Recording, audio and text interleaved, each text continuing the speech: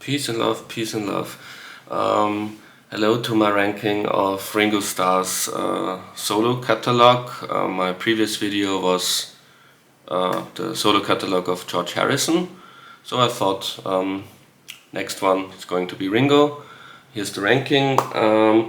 And I'm not going to rank each and every album he did. Next to Paul McCartney, he has the biggest catalog in terms of quantity of all the Beatles, but most of the albums he did in the past 30 years, it's really hard to, first of all, it's really hard to differentiate them because it's a bit of, it's very formulaic, it's always the same, kind of the same formula, and he never really improved on it after the first of these albums that follow that kind of formula, which was 1992's Time Takes Time.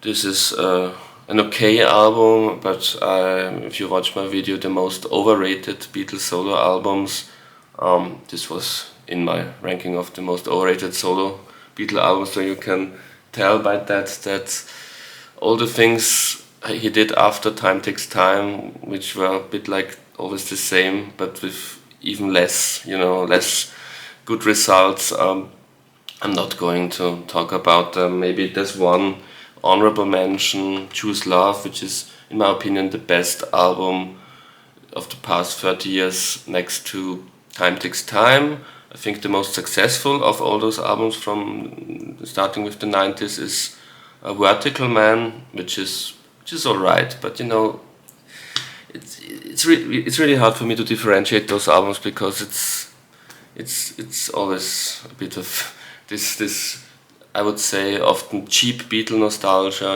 It's every second song is about the past and the glory days, which is strange because Ringo is famous, as a guy who really can get a bit angry at you if you're a fan and you approach him and you want to talk with him about the Beatle days. He's not going to like that, so it's strange that he tries to make his living out of all these Beatles cliches, but it seems as a private person, which I think is cool, which is what I respect. He wants to leave that behind because he's 50 years of being an ex-Beatle and only 8 years in his case of being a Beatle, so this is kind of normal, but I don't really understand why his albums sound like that. So starting with number 5, I went with a top 5 because I think there are 5 really good, in my opinion, really good Ringo albums, and as a huge Beatles fan, I never really want to diss Beatles, I never want to really shit on Beatles stuff, so I start where things are getting good. And this is his first solo album, released when he was still a Beatle, technically. It was released, I think, in March or April '97, so maybe 1 month before Let It Be came out and the split of the Beatles became public.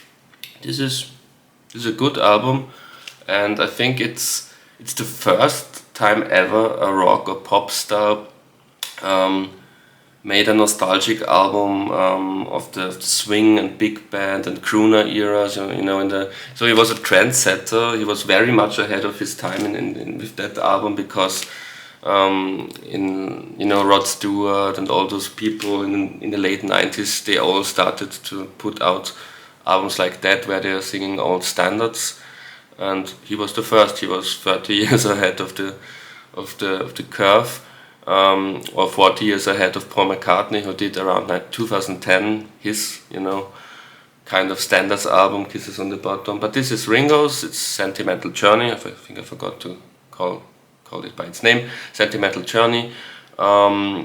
Produced by George Martin, but really there are lots of different, at least arrangers and conductors on this album, even Quincy Jones, who really wasn't a fan of Ringo. He did some interviews after that saying that Ringo really wasn't, not even that he's not a good musician, but that he really is shit. He really put him down, which I think is very unfortunate.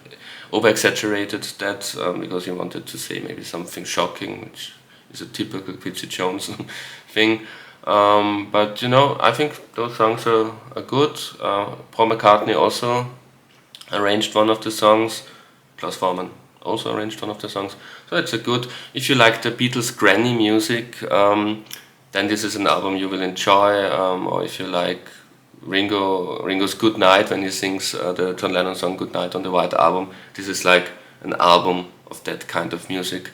So pretty enjoyable if you're a die-hard Beatles fan. Number 4 is Road to Cavour from 1976. This is when his downhill phase started, especially commercially. I think artistically, it's not that much worse than the 2 very successful albums he had before. More on them later. It's not as good as the 2 previous albums, but it's if you like the previous 2, it's a very okay album, and it's again like I said in the beginning, he has a tendency to be a bit formulaic, and in the mid-70s he also had a formula, and that formula was get as much big superstars and mates from the old days to write and record with me as Ringo. And so there are contributions by Paul McCartney, John Lennon, George Harrison, and also Eric Clapton and others on this album. And very interesting things. I think I'll Still Love You, the George Harrison song on that album, it's a great song. George should have, if I would advise George, he should have kept it for at that time. The George Harrison albums weren't that good. Just watch my video on George Harrison. So he could have needed a song like that. Funnily enough, George Harrison sued Ringo after that album came out, because he wasn't happy with the way Ringo or the production team of Ringo, Arif Martin was it already, the Bee Gees disco guy, how they rearranged that song. He intended it differently, and I've never heard a demo version by George Harrison of that song, but I think this version is great and the song is great. It's one of the highlights of the album. Also the Paul McCartney track Pure Gold, one of the highlights on that album.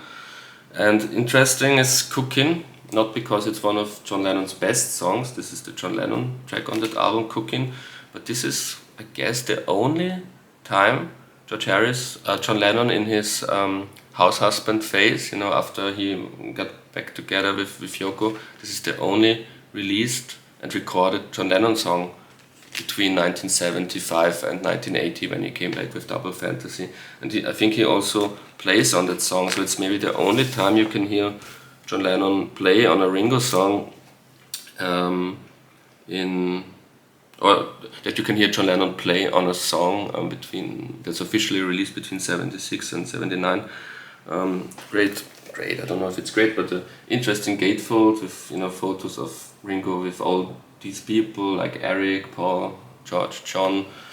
Cookin' is of the 3 ex-Beatle songs the worst, but I don't think it's a bad song, it's okay. But it's interesting that this album came out in 76 and John Lennon's song is called Cookin', and in 76 on Wings at the Speed of Sound there's the infamous Paul McCartney song Cook of the House that Linda sang, which is also considered one of the worst Wings or Paul McCartney songs of all time, and many, me included, think it's the worst song on Wings at the Speed of Sound, and many people think that Cookin' by John Lennon is the weakest song on Road to Cavour.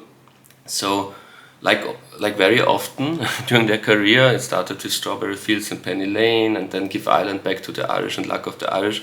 It was like at the same time John and Paul went for the same subject, in this case Cookin', and the results were always also kind of similar, and in this case 2 very disregarded songs by both of them that they gave someone else to sing. So strange parallel here. That's Road to Cavour, was a commercial flop, and this started the phase of after that he never really had a hit album again, which is bad for him. The next album, I've talked about it so often and I will make it brief. I've talked about it in the most underrated Beatles solo albums. This is one of my I think one of the most underrated Beatles solo albums. It was also in my top 40 best Beatles solo albums ranking. I think it was number 28.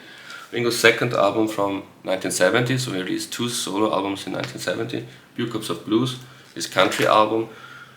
When I said in the beginning that it's a bit tiresome that for the past 30 years he has this nostalgia formula, many fans, me included, think he would get out of this rut if he just made another country album.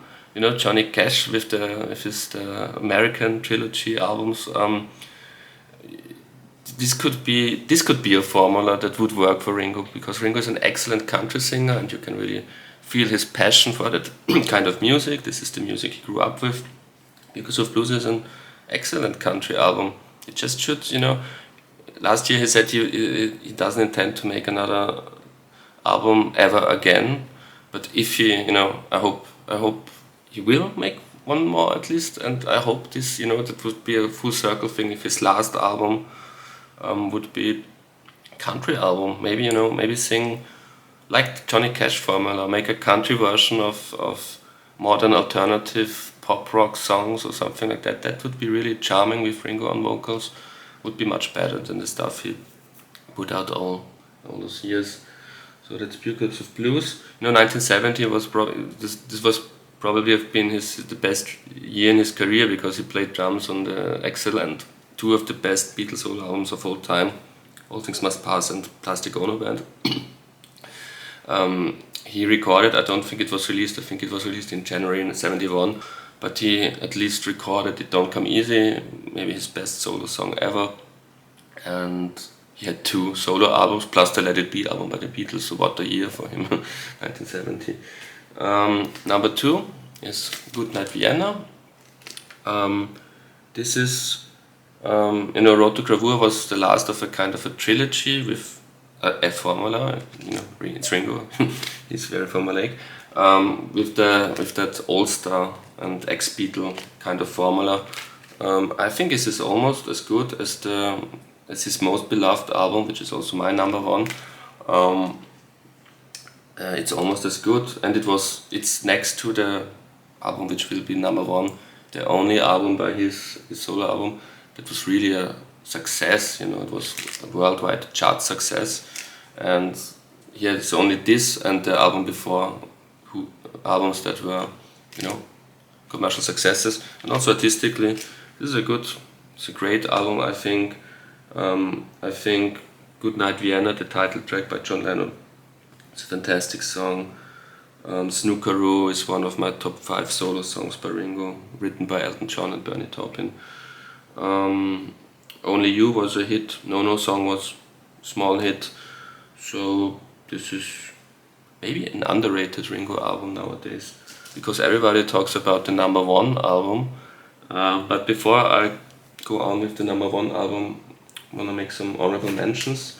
He was the first Beatle who made a greatest hits album, because it made really sense for him in the mid-70s, already in the mid-70s, to come out with a greatest hits album, because in retrospect we all can see this was by far the most successful, artistically and commercially most successful phase in his career, and not just because of these albums, these early 70s albums, but he had many standalone singles, and those were probably his best songs up until now.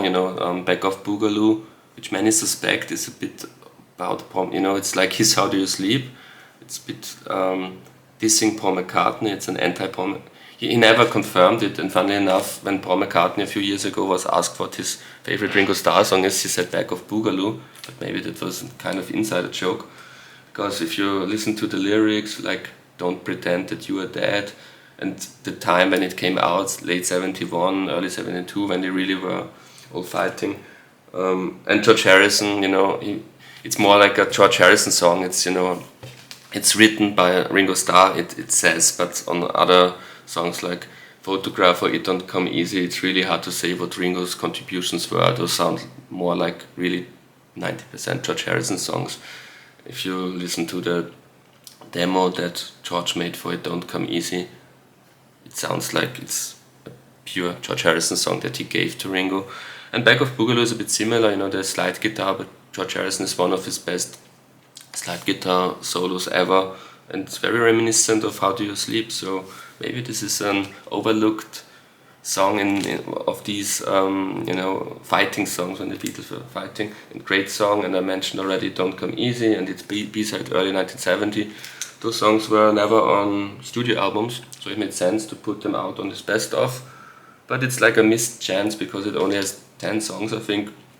And he, at that time, he would have had enough material for a great 14-track best of album. You know, a song like Snookeroo is missing, which I can't really explain because it's a fantastic song.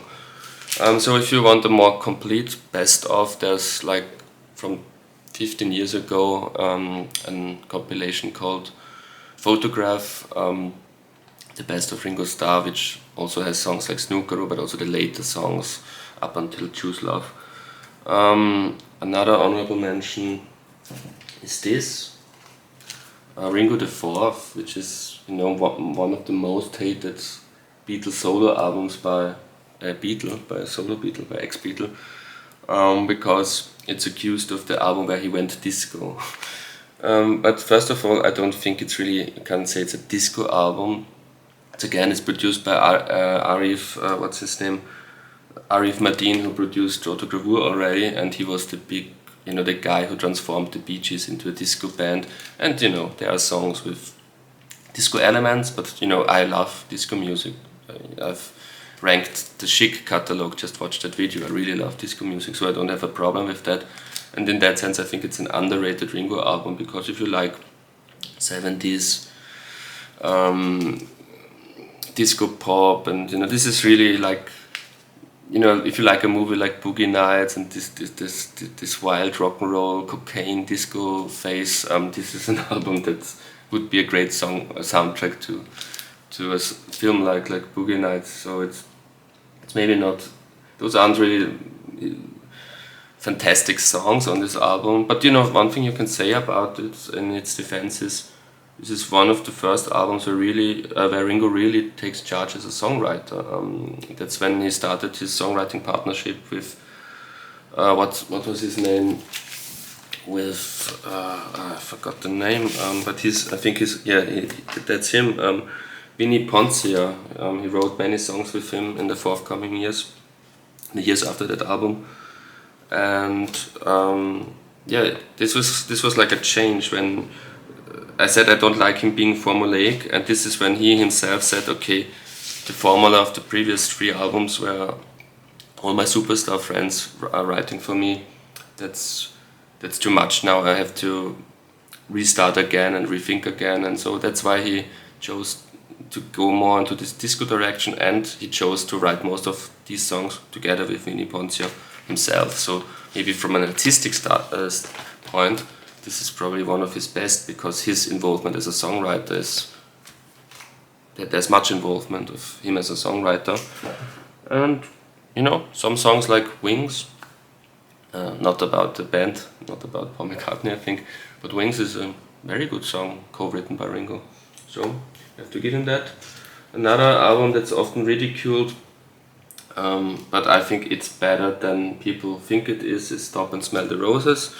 Between Ringo the Fourth and Stop and Smell the Roses, he made Bad Boy, which is, you know, if you're one of the few people who likes Ringo the Fourth or Stop and Smell the Roses, will also like Bad Boy, but I think it's the weakest of the 3. Stop and Smell the Roses, good album. His album, you know, each Beatle of course has to have his album after John Lennon was killed. This is Ringo's 1981 album, the album after John Lennon was killed, and that's maybe one of the reasons why it's not as good as it could have been, because first of all there were songs John Lennon wrote for him for that album that he didn't use because he was probably still under shock, and songs like Grow Old With Me, which he later did, was probably written for him to sing, and especially Nobody Told Me, great John Lennon solo song which appeared on Milk and Honey 1984 I think, was written for Ringo. And the biggest of the missing Ringo songs is All Those Years Ago, of course, which George wrote for Ringo to sing, and after John was killed he reworked the lyrics to commemorate John Lennon, and had one of his biggest at least 1980s biggest George Harrison hits with it, so it could have been a hit for Ringo. But the rest of the songs isn't as bad as people always make you believe. I think the George Harrison written song "Rack My Brain" probably about the cocaine and alcohol problems that Ringo really at that time, that was maybe his low point, from from his drug and alcohol problems. And this is more a funny. It's not really funny, but this is a very funny song about being an alcoholic and drug addict. And I also like the Paul McCartney song "Private Property." It's a good song. So it's not as bad as people think. Ringo the Fourth also, at least if you like disco music, not as bad as people think. But don't get me wrong, those aren't good albums. But they're at least more original and more interesting than most of the albums he did in the past 30 years. Like I said in the beginning, this was the last of the good Ringo albums. Time Takes Time from 1992. But to me, nothing really special. This is really a bit of a bland, soft rock, middle of the road album, like all the albums he did after that. And of course, the number one, it's not very original. It's like putting All Things Must Pass as the number one George Harrison album. But there's a reason for it. Ringo, by Ringo Starr, from 1973. This is after the country album and the standards album, his real first album. I think he considers it his debut album. That's because Ringo the Fourth is only the fourth Ringo album if you say this is the debut album and the others were just covers albums. This is one of the best. I think I ranked it as one of my top 20 favorite Beatles solo albums. So it's Ringo's only top 20 entry in that personal list. And there's a reason for it. Like I said, this is the album where that formula started with the superstars writing for him. And great songs, Photograph, co-written with George Harrison, probably the best, next to it Don't Come Easy, the best song of his solo career. There's even a song where Mel Evans has a songwriting credit, which is, for a Beatle fan, quite, that's lovely that he has a songwriting contribution. He wrote You and Me together with George Harrison. Mel Evans, George Harrison wrote the song. Randy Newman wrote a song. Mark Bolan of T-Rex, who were really big at that time, wrote a song. Of course, there's I'm the Greatest, the kind of reunion by the Beatles where 3 ex-Beatles, everyone except Paul McCartney, are playing on, and John Lennon wrote it. I prefer Goodnight Vienna to I'm the Greatest, the John Lennon songs, but it's it's an historical song with George Harrison, John Lennon, Ringo Starr on it, plus Klaus Voormann. And Paul McCartney also contributed. He wrote a very good song, 6 O'Clock, and he arranged, produced and played on the You're 16 song, which was one of the biggest hits of that album, a cover version of an old, very old song. This is also a great song, lots of hits on that album. Oh My My is also great. And the last song on the album, which is You and Me, Babe, the song I've talked about, great ending, very Sgt. Pepper concept album kind of ending. This is a bit like him copying the Sgt. Pepper formula, but with more lightheartedness, which is more in Ringo's vein. But it's more like with a little help from my friends as an album, and you have to like with a little help from my friends if you're watching a ranking of Ringo Starr album list video. So then you will also like this album, of course. Yeah, that was a kind of ranking of the Ringo Starr solo catalog. Thank you very much for watching.